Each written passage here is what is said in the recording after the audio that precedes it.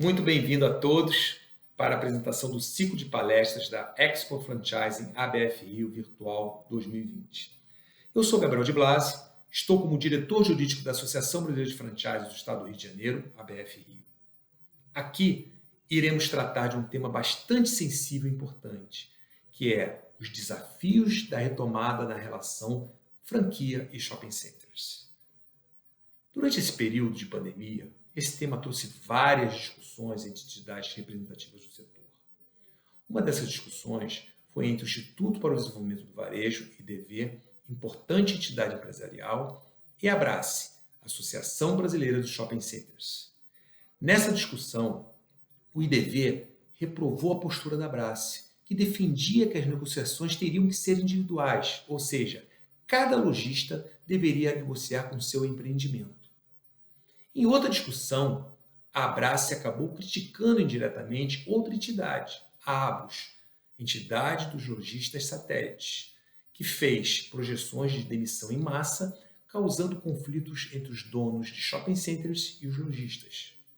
É claro que a pandemia causada pelo Covid-19 influenciou e permanecerá interferindo em todas as relações humanas, inclusive econômica, e mais especificamente no comércio varejista. Sem sombra de dúvida, diante das inúmeras restrições impostas pelos governantes, desde o início, com o intuito de evitar ao máximo a propagação do vírus, os centros comerciais, como os shopping centers, se viram em uma situação completamente atípica, que foram obrigados a fechar as portas por período indeterminado e a se reinventarem para sobreviver. Nesse sentido, a incerteza vivida perante os desencontros de decisões entre os níveis executivos, municipais, estaduais e federal, sobre a abertura da economia e do funcionamento dos estabelecimentos, precisou ser decidida pelo plenário do Supremo Tribunal Federal, STF, através da ação direta de inconstitucionalidade número 6.343, ficando assim ordenado que os estados e municípios poderiam adotar medidas de restrição à locomoção intermunicipal e local durante os estados de emergência, no âmbito de sua competência e em seu território, sem a necessidade de autorização do Ministério da Saúde para a decretação de isolamento, quarentena, entre outras providências. Como pôde ser observado, o STF reconheceu e assegurou a competência concorrente dos poderes estaduais, distritais e municipais, conferindo aos respectivos poderes autonomia para decidir sobre a retomada das atividades comerciais e industriais, bem como a abertura das rodovias intermunicipais e interestaduais. Tais ações resultaram em um cenário aparentemente necessário pelo momento vivenciado, mas confuso e preocupante economicamente. As franquias que anteriormente representavam 2,5% do PIB e preenchiam 40% total de lojas e de praças de alimentação em shopping centers, certamente irão assistir esses números caírem ainda mais, com estimativas entre 15% e 20% de redução. Com a retomada das atividades, que vem ocorrendo de forma gradual desde meados de maio em diversas regiões do país, foram necessários uma série de cuidados para a construção de um novo ambiente seguro e devidamente preparado, exigidos em prol da saúde tanto dos consumidores quanto dos trabalhadores. Novas rotinas de trabalho foram implementadas, como o protocolo do uso de máscaras, controle de temperatura, higienização constante de ambiente pessoal, mudança e redução de horários, com escalas, distanciamento social, visando reduzir ao máximo o número de pessoas circulando, entre outras medidas. Em resumo, as empresas e o varejo tiveram que se adaptar a esse novo ambiente. Neste cenário, é fundamental compreender como evoluiu e se manteve a relação entre os franqueadores, franqueados e shopping centers. Desde o princípio, a Associação Brasileira de Franchising, ABF, realizou um conjunto de propostas endereçadas à Associação Brasileira de Shopping Centers, Abrace, visando a manutenção da operação das lojas. Entre elas, a digitalização das marcas e a solidariedade corporativa. Contudo, como já ressaltou o presidente da ABF, André Fidenheim, os movimentos de digitalização das marcas não são suficientes para conter os danos causados pela crise imposta pelo coronavírus, apesar de representarem um fator importante nessa reestruturação. Alguns pontos apontados pela ABF nessas propostas foram os seguintes: cobrança de aluguel com base em faturamento efetivo até o fim de 2020. Cobrança de aluguel mínimo em 2021. Não cobrança do 13º aluguel nos anos de 2020 e 2021. Ausência de multas em caso de rescisão dos contratos de locação das unidades franqueadas até dezembro de 2020, além de outras sugestões que não prejudiquem ambas as partes. A Abrace informou que as negociações entre lojistas e empreendimentos estão acontecendo conforme cada caso específico. Ainda, mesmo sendo a relação de proximidade ser uma característica essencial entre franqueadores e franqueados, o cenário atual aproximou ainda mais essas partes, estimulando o diálogo em busca da melhor solução aplicável a cada caso. As franqueadoras se mostraram presentes, atuando em diversas frentes, em prol de fornecer auxílio aos seus franqueados, como isenção ou suspensão dos royalties, criação de comitês de crise com o intuito de buscar soluções em conjunto, mais prazos para pagamento de produtos e auxílio dos franqueados na busca de crédito. Além dessas medidas adotadas pelos franqueadores, outros pontos foram recomendados em tal negociação.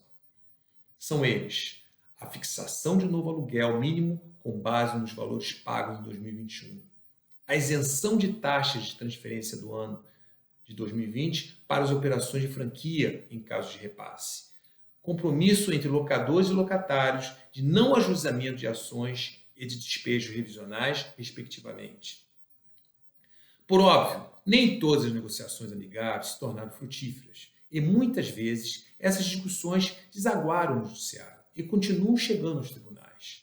Diversas ações coletivas e revisionais de aluguel foram ajuizadas em face de administradores de shopping centers por todo o país, por parte do varejo e das franquias, requerendo a suspensão ou, ao menos, o abatimento de valores em relação ao tempo em que os estabelecimentos permaneceram fechados.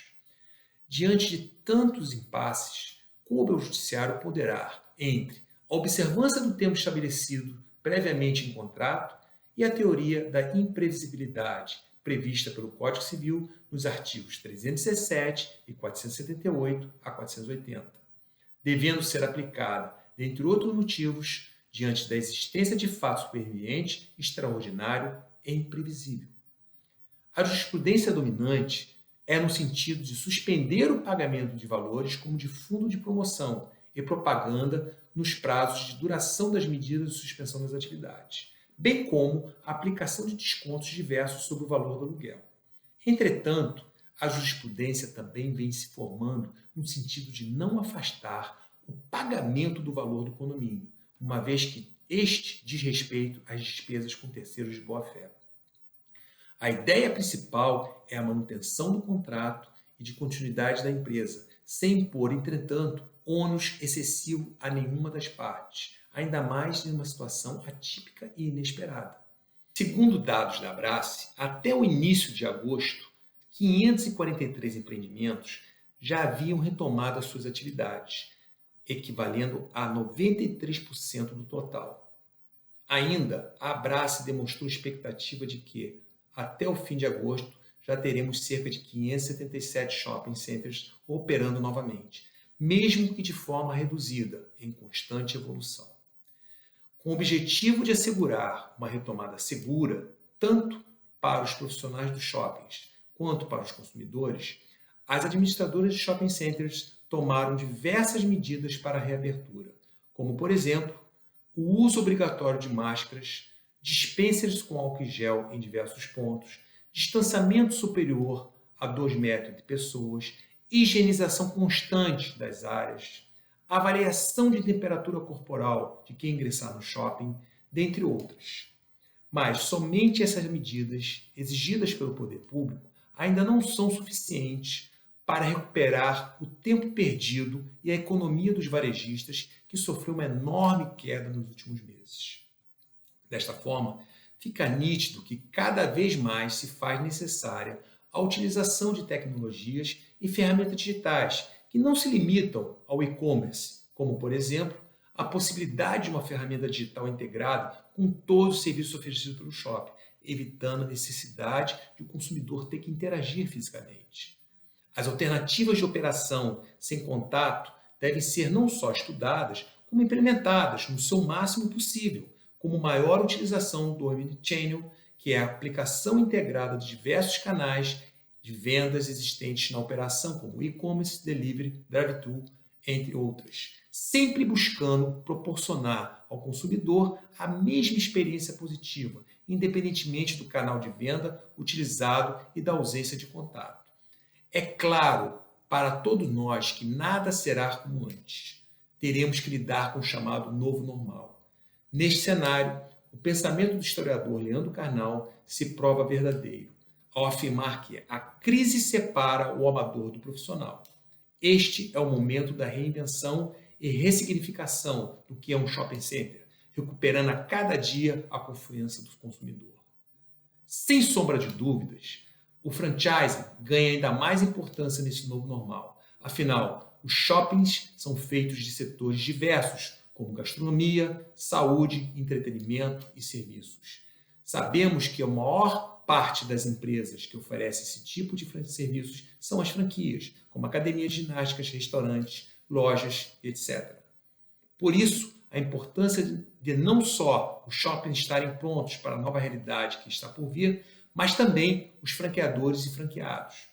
Afinal de contas, estamos tratando de uma relação de dependência mútua entre os shopping centers, o varejo e as franquias, nos quais a sobrevivência de um depende do outro. Assim, encerro a minha apresentação e agradeço a atenção de todos os participantes que assistiram a minha palestra. E, em caso de dúvidas, não deixe de me enviar suas indagações para o e-mail gabriel.deblase@deblase.com.br. Muito obrigado.